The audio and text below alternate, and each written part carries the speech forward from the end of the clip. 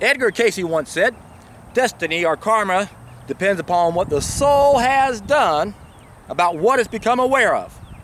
Well, my friends, when I found this other library of knowledge that they don't teach to our so-called experts, knowledge of how to live, knowledge of how a raw vegan diet and fasting can solve a lot of our problems, I pretty much knew what my destiny was going to be. It was a no-brainer for me. How could I not want to share knowledge that most people don't have, and it can do so much good? So, my friends, if you want some meaning in your life, there's only one thing worth living, and that is to find out how you can serve other people. And keeping in mind that most people don't know how to live, this is how we can serve people. And this is the hero's journey. Remember, the definition of a hero is someone who can solve a problem or problems that no one else can solve. And since most of our problems are self-inflicted, that means each and every one of us is our own hero. But if we're going to continue on the hero's journey, it goes beyond just us being the best that we can be. I mean, that's the first thing we all have to do. That's how we play our role. We gotta be the best that we can be. But once you do that, you're gonna realize how important it is. And you're gonna wanna continue on the hero's journey. Fulfill your destiny. Spread the message. Find people who have the ears to hear. That's the first stage on the hero's journey. Do you have the ears to hear? And you're gonna find, unfortunately, a lot of people don't. And even if they have the ears, that doesn't mean they're going to take the second step and prove it to themselves, accept the mission, test an idea whose time has come. But we got to plant seeds. You never know when people are going to be ready. You would think those that have hit rock bottom are ready, and that's usually what it takes for most of us. Most of us are a lot like drug addicts. Until we hit rock bottom, we're just not willing to make the necessary changes we have to make. So that's a good group of people to go after, isn't it? Those who are hurting. And you would think they would be more willing to try something. In fact, you're going to find the majority of people who find this knowledge were in that boat. They had been going to the so-called experts for decades, not seeing any results. And they were lucky enough to stumble upon the knowledge I was lucky enough to stumble upon. It was about how to live. But remember, that's not enough. We've damaged ourselves in society and the environment. Now we have to have this knowledge of how to adapt. And of course, what that means is our ideal diet of a raw vegan diet is only an ideal diet in an ideal world. We don't live in that ideal world anymore. Some of us are going to have to modify that slightly because we're damaged. The environment's damaged and we're damaged. A lot of downstream work we got to do.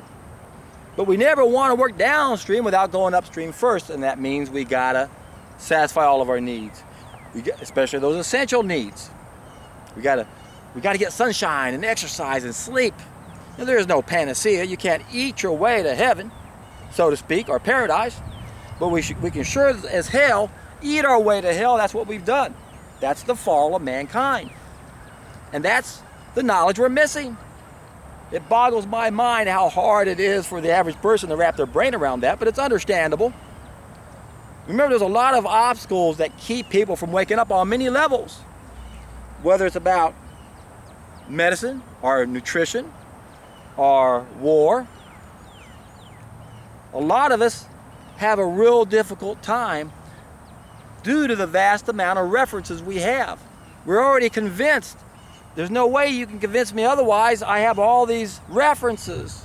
So many references that support this and this and this. And it turns out most of those are wrong. So it's a challenge to be on the hero's journey, going back down into Plato's cave and trying to get people to look into the light. And they scream at you saying, "What the hell's wrong with you?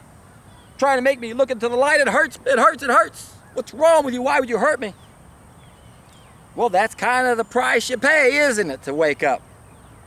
You got to accept the fact that we are the enemy. But that also means we're the ones we're waiting for. We are the heroes. We are the trim tabs. We are part of the first wave of heroes. Remember the three main waves of heroes. The first wave are the trim tabs. That's you guys out there right now that have been following me on my YouTube channel. taking a solid food vacation, sharing your experience with everybody, opening up your mind and considering the possibility that some of the things we've been told that have to do with how we're being controlled have been lies, and that's important. It's how we're being controlled. Some people are saying, oh, John, you shouldn't tell that message. I know it's offended a lot of you people. I've seen what happened in the last month. I've seen how many people deserted me because they don't understand the truth. They can't handle the truth. I understand. But I got to tell this message because it's too important. So I guess those who unsubscribe to me, you guys aren't real trim tabs. True trim tabs question everything, especially if it has to do with how we're being controlled. And that's why my message has to include what we have to do downstream to take back that control. Otherwise, we're battling a lot more than just ignorance. We're battling the fact that we don't have an avenue to get this message out. We should have hit the tipping point a long time ago. But the powers that be control every major sector of human endeavor. The media, the government, the educational systems. My friends, how many people do you know that believe in the systems? They believe the official version. Anyone who believes any history book has got to be the biggest fool in the world, right? Like me. I was at one time. I didn't know to question history. It didn't dawn on me that the victors were going to write the history. Of course, I know better now. But you would think some people never understood that concept because they accept the official version. But remember, I posted a video not too long ago, Fear No Evil, 2-part series, and I took a snippet from that great documentary made by 1,500 architects and engineers for 9/11 Truth, where they point out that, look, we're the experts. We know the official story is hokum. It's poppycock. We know it's not true. Their conspiracy theory is false. There's no way it could have happened. And yet people can't accept it. So they went to the experts in psychology, and I took a little 18-minute clip from that. I'll put a link down below. Fear No Evil, Part 1, where people can't handle the truth. This is the reality, and this is what you're going to find on the hero's journey. Remember, I try to help people understand what's in store on the hero's journey. In the beginning, the most important part, and this is where a lot of you are, is you just got to prove this to yourself.